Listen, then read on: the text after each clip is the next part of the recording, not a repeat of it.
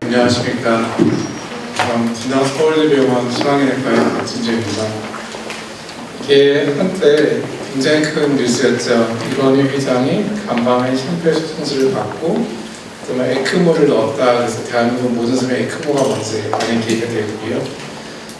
이제 심근경색이라는 병은 본인의 경제 수준에 관련 없이 모든 사람한테 발생할 수 있다는 점이 있습니다. 사실 있은 남자 환자가 6개월 전부터 간헐적인 흉통이 있었으나 이게 수초간에 있다가 저절로 좋아진 양상이어서 검사를 받지 않았다고 합니다. 처음에 이렇게 흉통이 발생을 하면은 죽을 병이나 이런 생각을 하다가 좀 지나고 나서 좋아지고 좀 발생하는 사람들이 둔해지거든요. 그래서 이 검사를 하지 않고 있다가 혼자 갑자기 오후 12시부터 흉통이 지속되어서 응급실을 방문하였습니다. 관상동맥 조영술을 했는데요. 이 심장 관상동맥을 보면 우관상동맥인데 이 조영제가 쭉 내려가야 되는데 보시는 것처럼 여기서 딱 막혀서 안 내려가요. 그리고 나서 혈전을 막혀 있는 것을 혈전을 제거하니까 이렇게 피가 가고 원래 이렇게 긴 혈관인데 여기서부터 막혔다는 것이고요. 아직도 이 혈전이 남아 있습니다. 그래서 이렇게 스텐트를 삽입하고 보면 이제 원래대로 혈류를 성공적으로 다시 유지할 수 있었는데요. 피술 전이랑 후랑 비교해 보시면은 혈관이 막혔다가 뚫렸다. 뚫렸으니까 다 좋은 것이 아니냐 하는데요. 혈관이 막히고부터 뚫릴 때까지 심장 근육은 죽게 되어 있습니다. 심장 근육이 괴사가 일어나기 때문에 저희 병원 같은 경우는 거의 저 병원 도착하기 1시간 내로 제가 재관료를 시킵니다. 심장이라는 것은 다들 아시겠지만은 여기 참 가슴 좀 중앙에 있고요. 살짝 왼쪽에 있는데 우리가 심장이 왼쪽에 있다고 알고 있지만 사실은 가운데 있습니다.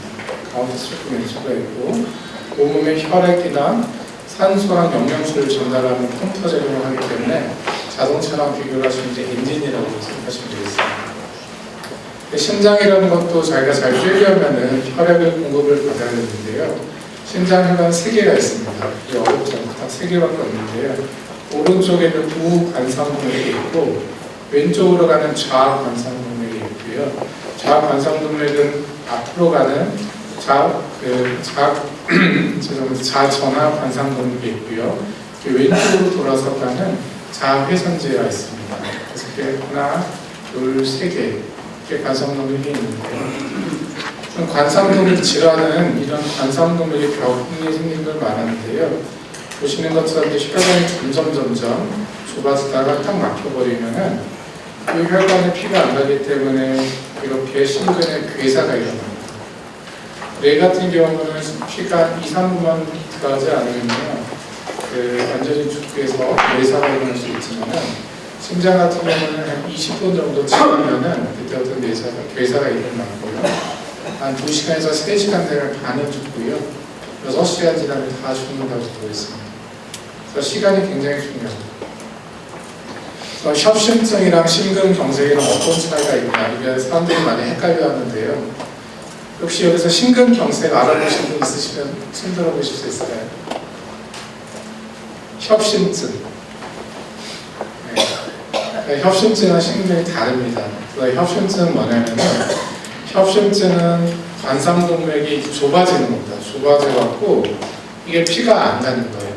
안 가는 게 적게 가는 겁니다. 언제 적게 가냐면은 내가 심장이 빨리 뛸 때 운동을 하거나 예를 들면은 심장이 분당 한 70회 정도 뛴다 그러면은 운동을 하면 심장이 한 분당 한 200회까지 뛰거든요. 그러니까 이렇게 뛸 때는 피가 많이 필요하지 않겠지만은 이렇게 뛰면 피가 많이 필요하잖아요. 이때 상대적으로 피가 부족할 때 가슴이 아픕니다. 그래서 협심증 환자들은 뭐라고 말씀하시냐면은 난 평소에는 괜찮은데 계단을 올라가거나 그 오르막길 올라가면 가슴이 뻐근하게 아프다라고 말하고요. 쉬면 또 좋아진다. 이게 전형적인 협심증이고요. 심근경색은 그런 관상 동맥이 완전히 막혀버립니다. 막힌다는 막힌 거기 때문에 내가 움직이든 움직이지 않던 확 막혀서 이 심근경색일 때는 심장이 죽기 시작하는 게 괴사라고 하거든요. 그러니까 협심증은 괴사가 없고요. 심근경색은 괴사가 있다. 이 차이점입니다. 협심증을 다시 정리하자면 좁아지는 혈관이 있고 운동 시에 흉통이 발생을 하고 쉬면 좋아지거나 니트로글리세린을 투여하면 좋아지는 거고요. 심근경색이라는 것은 관상동맥이 막히는 겁니다. 좁아지거나 막힌 거랑 차이가 있고 보통 이건 이제 쉰다고 좋아지지 않기 때문에 흉통이 지속됩니다. 휴식제도 있고 조금만 더 움직여도 많이 아프다. 니트로글리세린을 복용을 해도 크게 좋아지지 않습니다. 이건 이제 응급사항입니다. 언제 이제 우리가 그 흉통이 생겼을 때 언제 우리 병원에 가야 되냐라는 건데요. 흉통이라는 것이 가슴에서 흉통, 가슴의 통증이기 때문에 여기 보시면 가슴 가운데일 수도 있고 여기 옆구리 쪽이 아플 수도 다 흉통이잖아요. 근데 보통 우리가 말하는 협심증은 앞가슴이 아픕니다. 아까 심장이 이제 가운데 중앙에 있다고 말씀드렸으니까 심장이 다 왼쪽에 있다고 생각하시기 때문에 좀 걱정이 많으신 분은 왼쪽 가슴이 아프다고 했습니다. 그래서 왼쪽 가슴이 아프면 협심증 다른 원인이 많고 가운데가 아프면 이제 제가 심장 쪽이다라고 말하고요. 협신, 그러니까 조인다는 뜻이잖아요. 가슴을 조인다는 일 때문에 어떻게 아프냐면 뻐근하다, 답답하다, 조이는 것 같다 이렇게 표현을 합니다. 그러니까 방사통이라고 해서 심장이 가슴만 아픈 게 아니고 이렇게 목이나 이렇게 왼팔로 가서 통증이 있다고 그러거든요. 가슴이 아프면서 왼팔이 아프다, 저리다 이렇게 말씀하시는 거예요. 이게 심장의 아래쪽 하벽이라고 그러는데 하벽을 이렇게 배 쪽이랑 덮였기 때문에 소화가 안 된다, 체한 것 같다 이렇게 좀 많이 말씀하십니다. 그러니까 간혹 가다가 배가 아파서 응급실을 갔는데 심전도를 찍는 이유가 많이 있거든요. 그러니까 심전도를 찍는 이유가 단순하고 하벽 심근경색은 이렇게 복동으로 많이 오십니다. 그래서 어르신들이 응급실 오시면 심전도를 찍는 이유가 이런 이유입니다. 심근경색은 보시는 것처럼 혈관이 완전히 막혀갖고 심장이 이렇게 죽는 것을 말하는 것이고요. 치료는 이렇게 스텐트를 삽입을 합니다. 저는 심장내과 의사이기 때문에 스텐트 삽입을 하고요. 스텐트 시술로 가능하지 않았을 때 저희 흉부외과 교수님 있게 환자분을 보내드리는데요. 굉장히 얇습니다. 이게 얇지만은 이걸 풍선을 불면 이렇게 넓어집니다. 용수철처럼 넓어지고요. 그래서 보통 혈관이 이렇게 좁아졌고 내용이 작았을 때 이런 철로 된 철선을 집어넣죠. 유도 철선이라고 하는데요. 이거를 잘 집어넣고 그 다음에는 이 스텐트를 집어넣는데 스텐트에 이렇게 접혀져 있습니다. 그래서 몸에 접혀져 있는 거를 풍선을 딱 보면은 꽉 늘어나면서 이제 이 내경이 쫙 넓어지게 되어 있습니다. 그리고 나서 얘를 떼면은 이렇게 좁아졌던 게 확 넓어지고요. 이 디바이스들을 물건들을 다 빼고 나서 몸에 이렇게 스텐트가 들어가 있는데요. 이 스텐트는 뺄 수 없습니다. 한번 들어가면 계속 안 되는 거라고. 이게 뺄 수 있냐고 라고 물어보시는데 뺄 수 없고요. 스텐트 넣는데 막히면 어떻게 되냐. 다시 한번 넣습니다. 여기가 다시 넣어져. 그래서 이렇게 시술 전에는 이게 이제 굉장히 좁은 혈관인데 이 안에 있던 사람 심근경색이 생겼는데요. 이런 혈관에다가 폭전, 풍선 확장, 소열 스텐트를 넣고 나면은 혈관이 넓어집니다. 말씀드린 것처럼 넓어졌는데 다 괜찮은 애가 아니고 이게 그 혈관이 넓어질 때까지 심근에 손상이 온다는 것이고요. 뼈는 붙지만은 심장은 붙지 않습니다. 심장 그냥 죽은 건 죽은 거 살아나지 않습니다. 관상동맥 조영술을 하는 이유가 이게 가장 정확한 검사입니다. 정확해서 병이 어디 있는지 알고 어떻게 치료할 것인지 아는데 심하지 않은 경우는 스텐트는 무조건 넣지 않고요. 스텐트 넣는 것보다 약으로 치료하는 게 더 좋은 경우가 많이 있습니다. 그래서 병이 있다고 스텐트가 최선의 치료가 아니고 병이 있을 때 약으로 치료할 수 있다면 약으로 치료하는 게 최선의 치료고요. 그 다음에 스텐트를 넣겠다 그러면 넣을 수가 있고요. 병이 너무 심하다. 그럴 경우는 수술을 하셔야 돼요.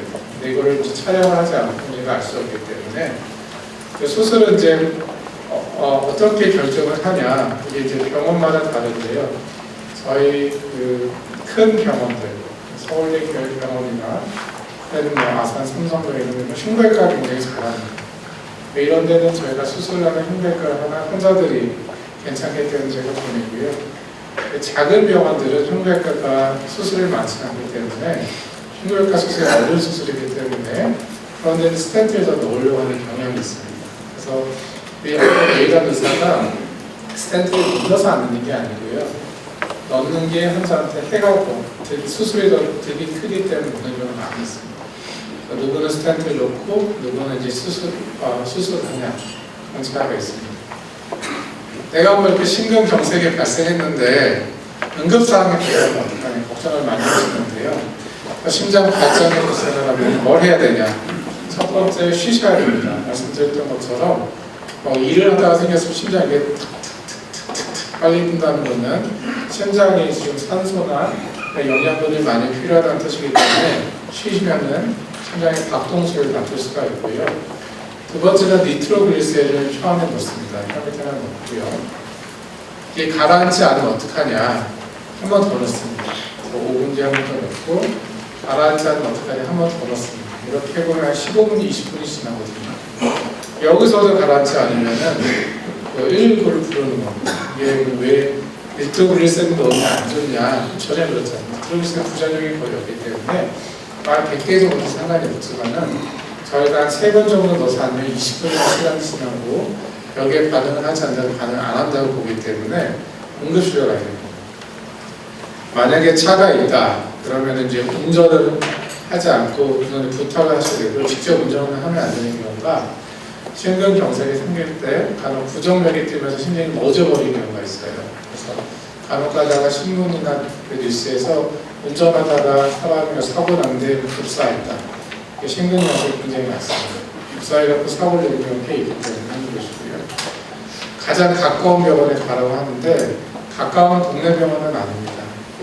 가까운 중형, 대형 병원을 가셔야 됩니다. 응급실 플러스 심혈관 센터가 있는 병원을 가셔야 됩니다. 그렇지 않으면 딴 데도 가야 되기 때문에 가면 가까운 병원을 가셔야 됩니다.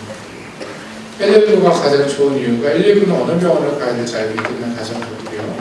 두 번째, 우리나라 교통이 너무 안 좋기 때문에 오는 길에 시간이 다 걸립니다. 아까 말씀드린 것처럼 심장혈관이 딱 막히고 나서 뚫릴 때까지 심장 근육이 죽기 시작하는데 3시간 정도 지나면 반이 죽습니다.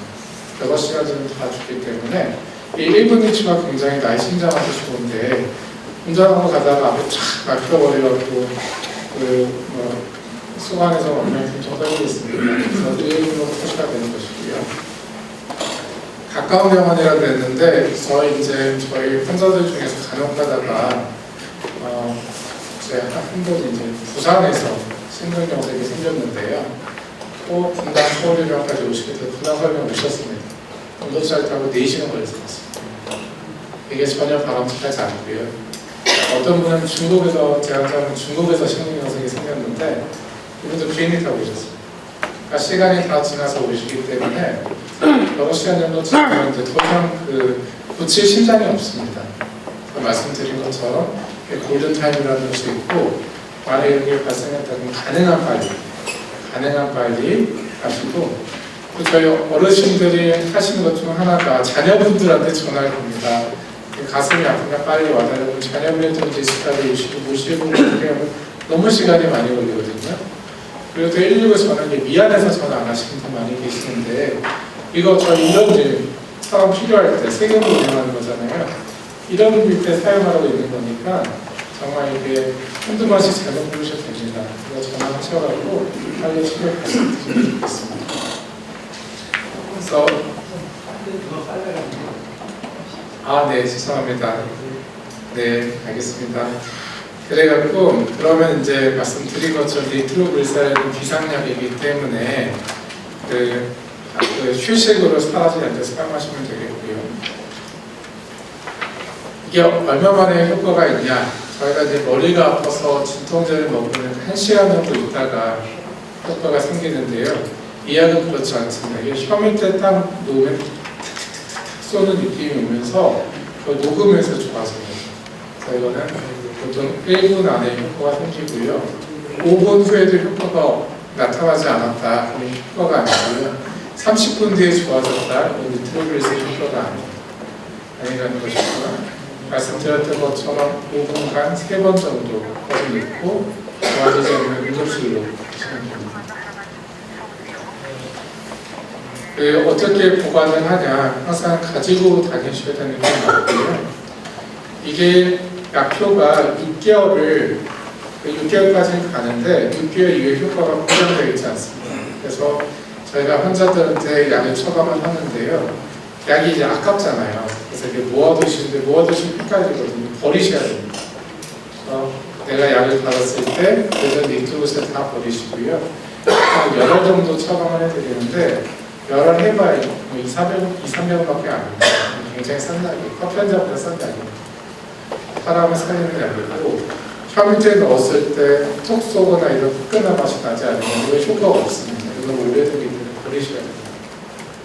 그래서 약이 너무 오래되면 버리시라 라는 메시지. 내가 심근경색을 앓고 나면은 사람들이 이제 알았을 때 굉장히 큰 고민을 합니다. 이래서 죽는 병인데 살고 나니까 내 삶을 바꿔야겠다 라는 생각을 많이 하시고요. 그러면서 뭐가 몸에 좋냐라고도 많이 물으시고, 그 다음에 그 생활 습관도 다 바꾸십니다. 담배도 다 끊으세요. 신기하게 다 끊으십니다. 근데 이걸 우리가 뭘 해야 되냐면은 여태까지 이렇게 살았기 때문에 심근경색이 걸렸으니까 이렇게 사는 것은 바람직하지 않다는 것이고요. 우리가 개선을 해야 됩니다. 어떻게 개선을 하냐? 이런 심근경색의 위험인자라는 것이 있는데 이런 관상동맥 질환의 위험인자를 교정을 해야 됩니다. 그래서 위험인자를 딴 게 아니고 이런 걸 높게 만드는 위험성을 높이는 습관 같은 겁니다. 습관이나 특성이고요. 많으면 많을수록 당연히 나쁩니다. 저는 이제 위험인자가 조금 더 많지만은 이게 9가지를 항상 설명을 드립니다. 어떤 위험인자는 개선이 가능하고 본인이 노력을 하면 개선이 가능한 것들이 있고 어떤 것들은 이제 개선이 불가능해요. 그래서 남자가 여자보다 더 많이 걸리고요. 남자는 55세 이상 그리고요. 또 가족력이 우리 집안에 누가 심근경색을 앓았으면은 나도 앓을 가능성이 더 높습니다. 그런데 이런 것들은 다시 태어나지 않는 한 해결이 안 되기 때문에 우리가 받아들여야 되는 것이고요. 개선 가능한 위험인자 중에서 약으로 개선하는 위험인자들이 있습니다. 첫 번째가 고혈압, 두 번째가 고지혈증, 세 번째가 당뇨. 그 다음에 이건 약으로 하는 게 아니고 환자분이 노력해야 되는 것이 있는데 하나가 흡연, 운동, 그다음에 비만, 그다음에 식생활 습관. 이 혹시 고혈압 듣고 계시는 분 손 한번 들어볼 수 있으세요? 고혈압 좀 더 많으셔야 되는데 고지혈증, 당뇨. 고혈압은 50세가 넘어가면 50%가 있고요. 60세가 넘어가면 60%가 있습니다. 그래서 고혈압이냐 무엇이 혈압이 굉장히 중요한데요. 혈압이라는 건 아니고 혈관 내에 압력을 말합니다. 심장이 이렇게 보면은 이렇게 짜낼 때가 있거나 이렇게 짤 때를 수축기라고 말하는데 이게 수축기 혈압이 높은 혈압. 이게 120이라는 거고요. 그 다음에 심장에 피가 들어와야 되기 때문에 쉴 때가 있습니다. 쉬고 짜고 이런 식으로 짜는데요. 쉴 때가 이완기혈압이 한 80 정도 됩니다. 우리가 고혈압이라고 말하는 것은 수축기가 140, 이완기가 90입니다. 내 혈압은 150에 70이면 괜찮냐라고 물어보시면 고혈압입니다. 둘 중에 하나만 올라가는 고혈압입니다. 위에 혈압은 120인데 아래 혈압이 100이다. 그것도 고혈압입니다. 둘 중에 하나만 올라가는 고혈압이라는 것이고요. 혈압을 갖고 계셨을 때 본인은 증상이 있었던 분 있으세요? 고혈압 증상을 느껴본 적 있으시면 손 들어보세요. 이게 없습니다. 없는 게 문제예요. 근데 혈압이 올라가면은 115에서 135로 한 20 정도 증가하면은 사망률이 2배가 됩니다. 그래서 130에서 150은 20점 4배, 170이면 8배, 190에서 200이면 16배. 굉장히 위험합니다. 혈압 측정하실 때 이게 기계가 쉥 누르면 굉장히 아프잖아요. 근데 200은 굉장히 아프죠. 내가 혈압이 200이라는 것은 그만한 힘으로 계속 혈관에서 이렇게 망치로 때린다고 생각하시면 뇌에서 이렇게 계속 때리고 있으면은 언젠가 터지겠죠. 그렇기 때문에 혈압을 낮추셔야 됩니다. 그래서 우리나라에서는 80년대에서는 고혈압이 한 10% 정도 있었다고 그랬는데 이때는 혈압의 기준이 160에 95 정도 터무니없게 높았었고요. 90년대 와서 140에 90이라는 기준이 생겼고요. 그리고 나서 이제 비율이 한 30% 정도 된다고 하지만은 앞서 말씀드린 것처럼 나이가 많으면은 60이 넘어가면 한 60% 정도 있어요. 한갑 넘으시면 혈압 환자가 혈압 엄마보다 더 많아야 됩니다. 그때 말씀드렸던 것은 고혈압은 증상이 없습니다. 없기 때문에 침묵의 살인자라고 그러고요.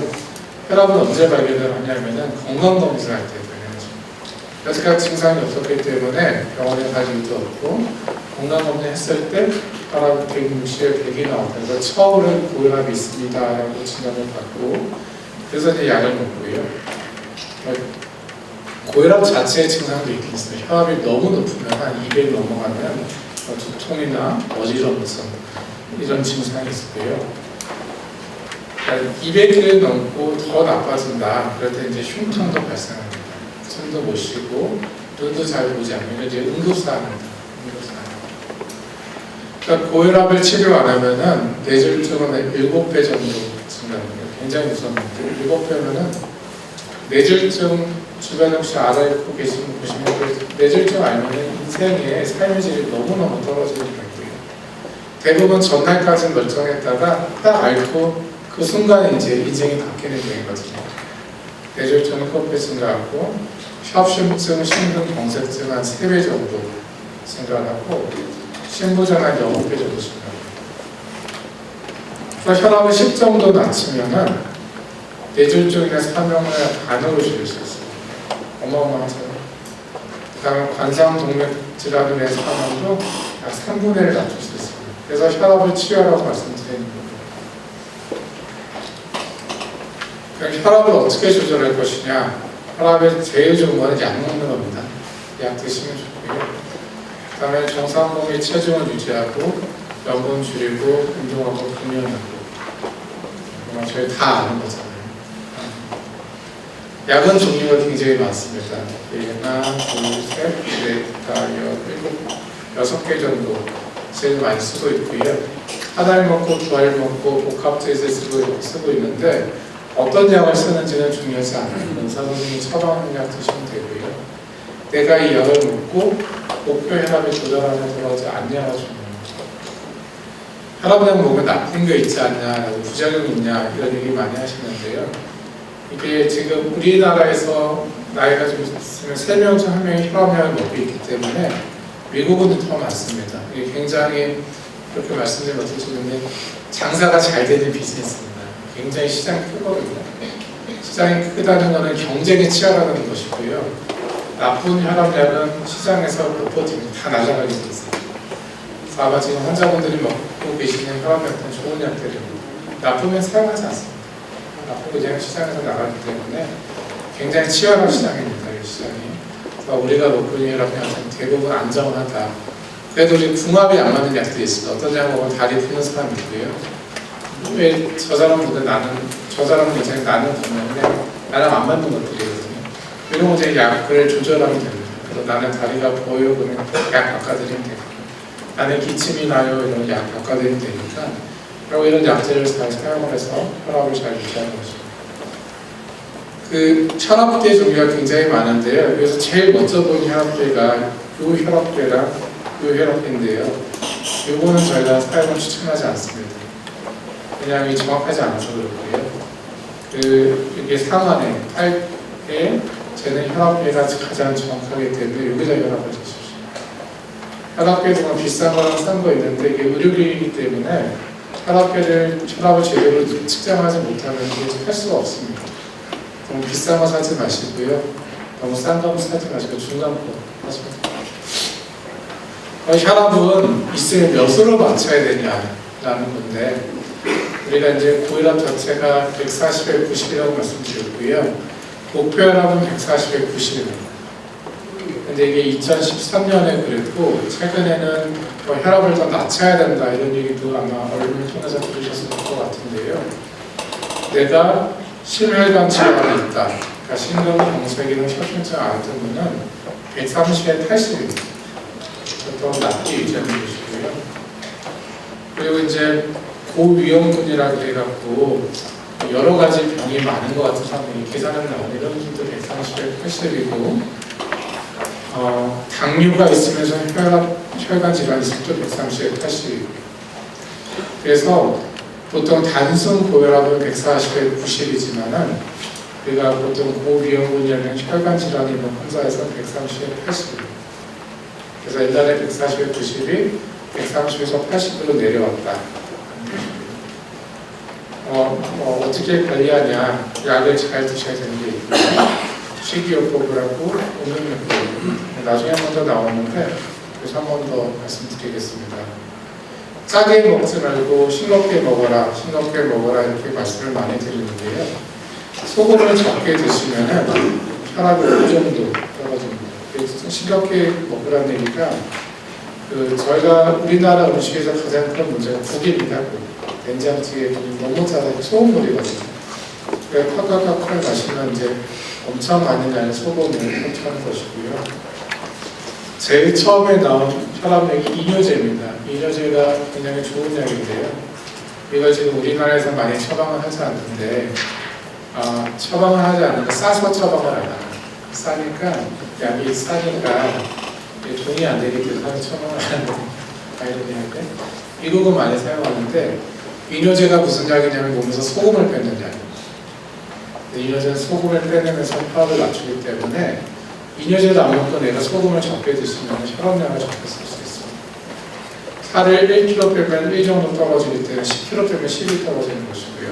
그래서 저희 외래 가면은 선생님 항상 살 빼세요 말씀드리는 것 같고 술을 적게 마시면 한 4 정도, 4에서 5 정도 감소하고 운동하시면 5 정도 떨어지고 시계 조절 좀 비싼 약은 10 정도 감소합니다. 그래서 얼추 계산해보면 한 25 정도로 우리 식생활 개선으로 25 정도 떨어지는데 25면 혈압알 2알 좀 세야 됩니다. 그러니까 혈압 2알 세알을 이런 식생활 개선이나 안 드실 수도 있습니다. 이렇게 하고요. 다음은 고지혈증입니다. 이게 고지혈증이냐고 여쭤봤을 때 힘드신 분은 많이 아시는데요. 고지혈증약 드시고 계시는 분은 힘들어질 수 있어요. 훨씬 많죠. 훨씬 많은데 고지혈증이라는 것은 뭐냐 딴 게 아니고 그냥 피에 지방이 많다는 게 고지혈증이고요. 고혈압이랑 똑같이 아무런 증상이 없습니다. 그래서 나는 아무런 증상이 없는데 그리고 건강한 줄 알았는데 내가 고지혈증이라니 이렇게 나왔고요. 이거를 진단받을 수 있는 건 당연히 건강검진 때 진단했습니다. 혈압도 증상이 없고 고지혈증도 증상이 없기 때문에 처음에 내 건강검진을 해봤고요. 그 다음에 고지혈증 약을 드시면은 다 떨어집니다. 다 떨어지는데 약 먹으면 나쁘다고 생각하고 계시기 때문에 이렇게 끊으시면 많은데 끊으면 바로 떨어져요. 그래서 이건 제 혈관인데요. 혈관은 이제 현미경으로 보면 이렇게 보이고 여기 보시면 이게 혈전, 이게 지금 적혈구가 모이고 있거든요. 적혈구랑 혈전이라는 건데 이게 생기는 게 여기 보면 이게 지방입니다. 이게 죽상경화반이라는 지방 같은 거거든요. 콜레스테롤이 쌓인 것에 탁 터지면서 혈전으로 막히는 겁니다. 그래서 이런 혈관에 혈전이 생기면 심근경색이 생기는 거고요.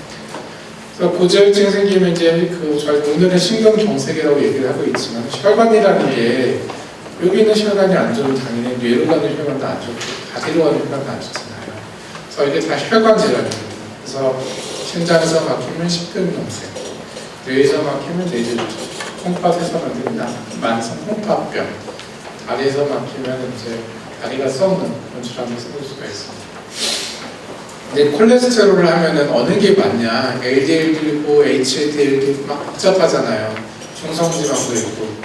그래서 HDL은 흔히 말하는 좋은 콜레스테롤이고요. LDL은 나쁜 콜레스테롤이라고 지금은 다 알고 계실 거라고 생각을 하는데요. 그러니까 혈관을 보시면은 혈관에 여기 기름때가 찹니다. 여기 기름때가 차는데 LDL은 기름때로 이렇게 붙는 거고요. HDL은 이걸 빼내는 겁니다. 그래서 HDL은 높으면 좋을수록 좋다. 그리고 LDL은 높으면 나쁘다. 그리고 나쁜 콜레스테롤이 이렇게 됩니다. 그럼 몇 정도로 유지하면 좋을 것이냐 하는데 총 콜레스테롤 200, 저밀도 콜레스테롤 이게 LDL입니다. 저밀도 시간백인 이게 LDL, 중성지방 있는데 복잡하시면 그냥 LDL만 외우시면 돼요. 본인의 LDL만 외우시면 돼요. 이게 바람직한 수준이 한 100 정도라고 되어 있고 경계는 160, 위험은 160 이상 이라고 되어 있는데요. 본인의 LDL 수치 알고 계시는 분 손들어 보세요. 몇이세요? 앞에 계신 분은 몇이에요?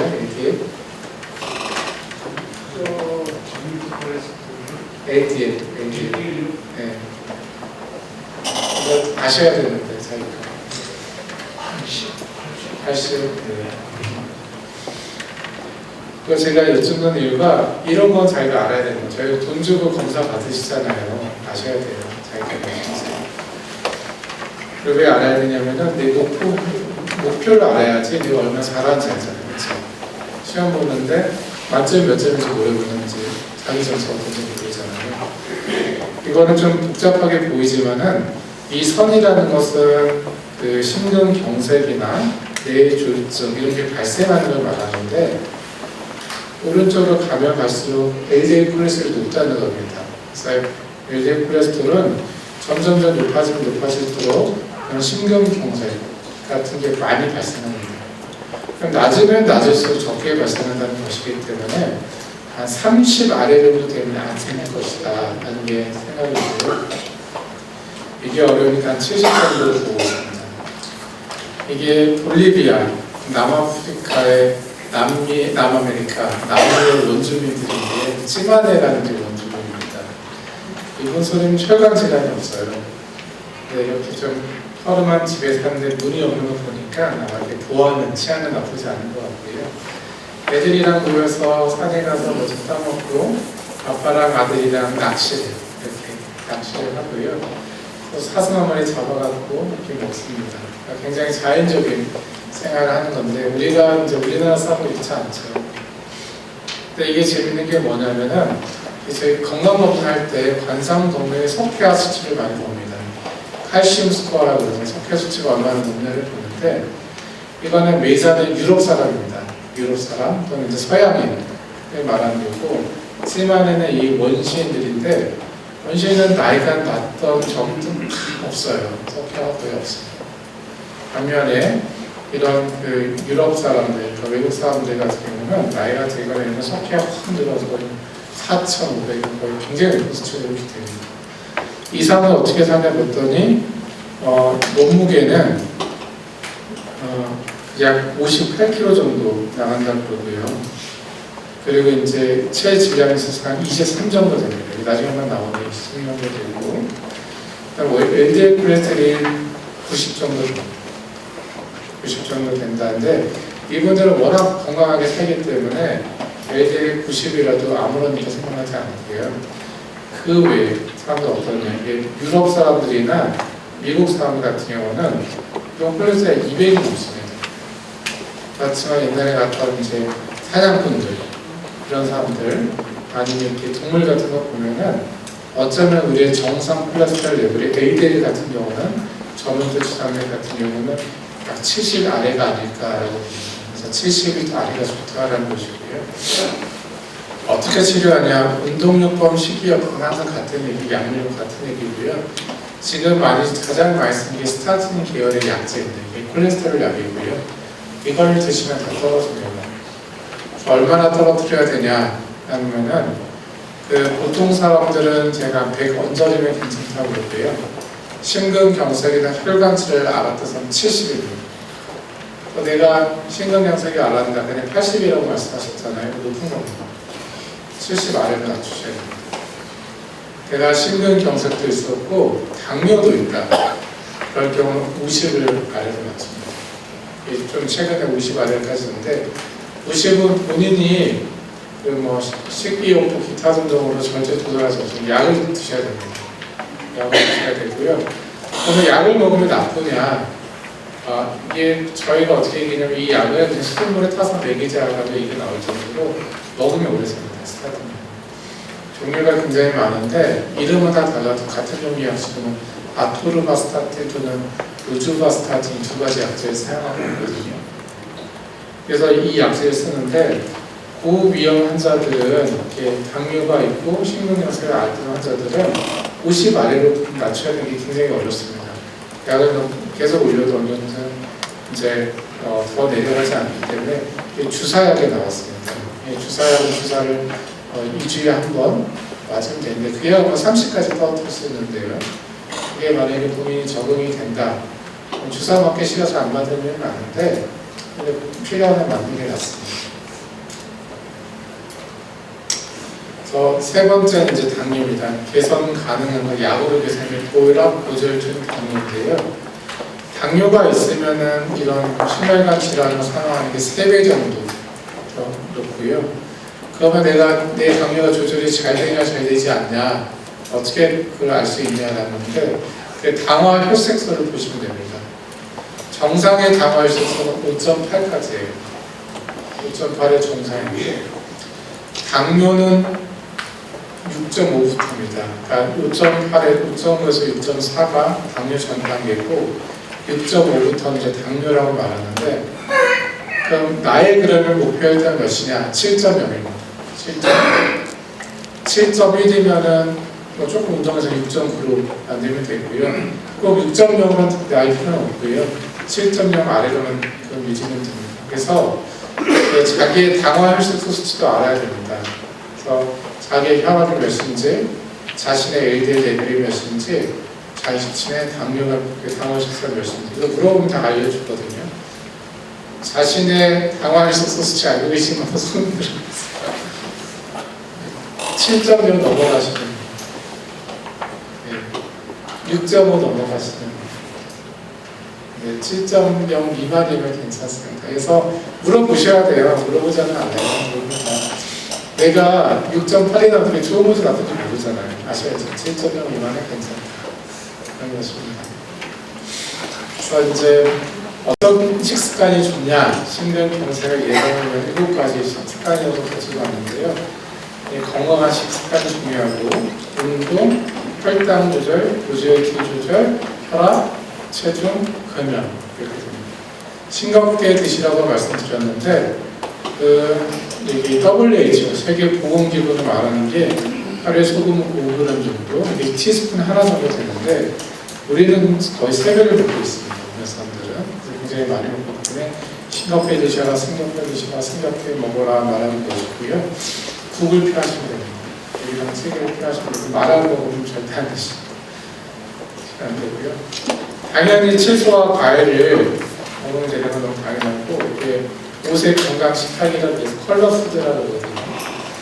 흰색도 있고 초록색, 브로콜리, 상추 이런 것들, 노란색, 당근, 호박, 복숭아레몬, 청보라색, 가지, 양배추, 빨간색, 콩, 양파, 딸기, 사과, 수박 이래서 색깔 있는 거를 다 알고 있는 것에 좋을 거라는 거 드시면 됩니다. 그다음에 통곡물을 드시는 것이 당연히 좋고요. 요새는 너무 흰쌀밥만 사람들이 좋아하는 경우도 있지만은 그건 이제 잡곡 같은 거 드시면 확실히 좋은데 그런 이유 중에 하나가 통곡물을 드시면은 이게 비타민이 많습니다. 비타민 8분, 그다음 영양소가 더 많이 들어가 있고요. 또 포만감이 빨리 느껴집니다. 그렇기 때문에 적게 먹게 되기 때문에 살이 빠지게 되어 있고요. 이렇기 때문에 뇌졸중 위험도 낮추고 당뇨의 위험도 한 30% 낮추고요. 이게 낮아지면 심장疾病도 한 40% 낮아집니다. 지방인데요. 이게 뭐 당연히 요거는 몸에 안 좋고 요거는 몸에 좋다 말들이 있지만 포화지방이라는 것이 나타났습니다. 포화지방이 이제 기름에 튀기려는 음식이요. 맛있는 음식들이 다 포화지방이 많은데요. 견과류 먹으면 몸에 머리 좋아진다는 게 지방이 있는데 지방이 이제 불포화지방이라서 그렇고요. 어떤 데 불포화지방이 많냐? 우리 항상 등푸른 생선 먹으면 몸에 좋다라고 말씀하셨잖아요. 많이 들으셨잖아요. 고등어, 꽁치같이 등푸른 생선에 이런 오메가3 같은 불포화 지방산이 많이 들어있고요. 이게 스페인 사람들은 올리브 오일 진짜 많이 드시는데 기름지게 먹는데 상대적으로 잘 병이 없는 이유가 올리브 오일이 불포화 지방산이 많고 지방산이기 때문에 상대적으로 이제 좋게 생깁니다. 그래서 이제 조금 비싸긴 하지만은 이걸로 요리를 하시면 좀 낫지 않을까라는 것이고요. 돼지콩, 두부 이런 것도 좋습니다. 설탕은 너무 많이 먹고 있습니다. 우리나라 사람들이 설탕이 은하는 비쌌으면 너무 싸갖고 너무 많이 드시기 때문에 이건 적게 드시면 됩니다. 무조건 적게 드시면 됩니다라는 거. 술은 얼마나 먹어도 되냐? 신경세가 알코올하면 다 술을 얼마나 먹어도 되나요? 먹지 말라고 말씀드리고요. 그래도 얼마나 먹어도 되냐고 물어보면 그래도 드시지 말려고요. 드셔도 된다까지 말할 때까지 계속 물어보십니다. 근데 저희가 사실 술은 한 잔까지는 별 문제가 되지 않는데 한 잔 드신 분이 없잖아요. 한 잔에 한 병을 드시기 때문에 문제가 돼갖고 그런 거거든요. 정말 나는 정말 한 잔만 마실 자신이 있다. 그렇지 않으면 시작 안 하는 게 낫고요. 한 잔까지는 괜찮습니다. 그다음에 좋은 음식이랑 나쁜 음식이 있는데 살코기는 좋습니다. 소살코기, 돼지살코기, 살코기는 다 좋고요. 생선류도 좋고 그런데 이게 우리가 이제 영양식이라고 그래갖고 오리고기 같은 거 우리가 굉장히 좋아하는 그다음에 닭껍질 등심 안심 이게 2 플러스 꽃등심 이런 거 있잖아요. 이게 사실은 맛은 있는데 기름이 많아가지고 몸에 좋은 음식은 아니죠. 소세지, 베이컨, 특히 베이컨 지방이 너무 많고요. 삼겹살 기름 쭉쭉쭉 내려가잖아요. 몸에 안 좋습니다. 돼지 기름 안 좋고요. 운동을 해야 되는데 얼마큼 해야 되냐 라는 것보다 가장 좋은 운동은 걷기 운동입니다. 걷기 얼마냐면 한 30분 정도 몸에 가볍게 살짝 땀이 날 정도로 너무 천천히 걸리지 마시고요. 빨리 걸으면서 저희 아버지 항상 무쇠다리 걷는다고 하셨는데 탁탁탁 걸어서 살짝 땀이 날 때 그때까지 걷는 게 가장 좋은 운동입니다. 팔을 막 움직이면 좋은 운동 아니냐고 그러는데 우리 근육이 7 내지 80% 하체에 있어요. 다리 움직이는 거는 가장 좋은 운동. 가장 많은 근육을 사용할 수 있고 허벅지 두께가 두꺼울수록 오래 살게 되어 있습니다. 가장 건강에 좋은 거기 때문에 허벅지 두께 펴시면 되고요. 그래서 유산소 운동을 하는 것이 한 30분 일주일에 5번 걸으라고 하는데 사실 이게 쉬운 일은 아닙니다. 계단 올라가는 것이 굉장히 좋은 운동인데 계단 올라가면은 여기 대퇴 근육, 허벅지가 두꺼워집니다. 계단에 1계단, 2계단 올라가시면 좋아질 것이고요. 내려올 때는 엘리베이터 타셔야 돼요. 그러면 계단 내려오시면 무릎이 다 망가집니다. 내려올 때마다 자기 체중으로 무릎을 탁 치는 거기 때문에 무릎이 망가지게 되어 있고요. 올라갈 때는 이제 한 걸음 올라가시면 근육이 튼튼해지는데 제 환자분은 심근교세가 있고 그랬는데 처음에 2층을 못 올라갔는데요.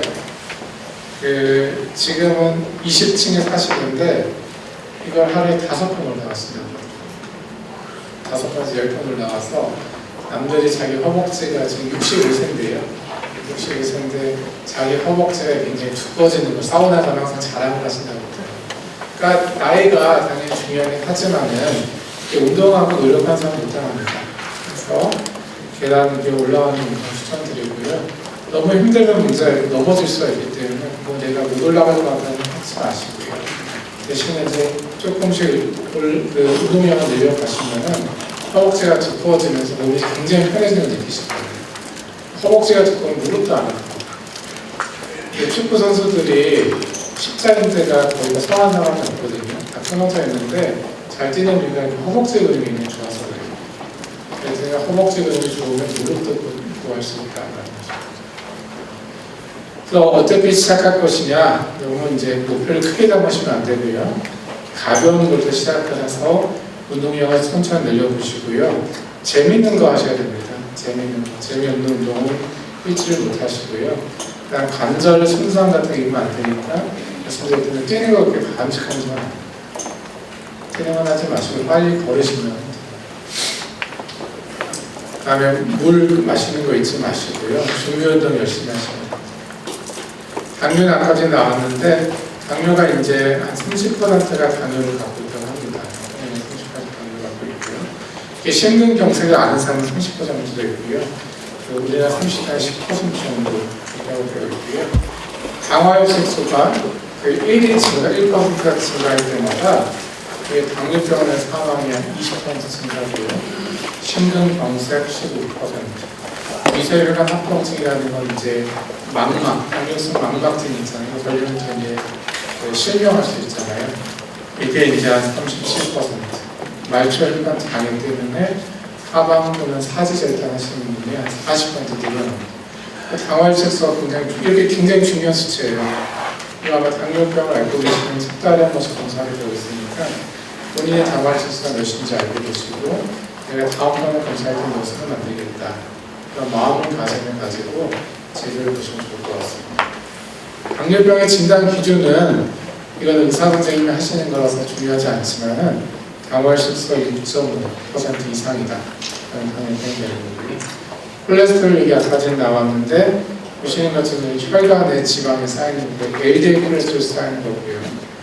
그래서 이제 이게 뽕 터지면 나빠지는 거고, LDL은 나쁜 콜레스테롤, HDL은 좋은 콜레스테롤, 중성지방은 이게 조금 연구가 더 필요한데요.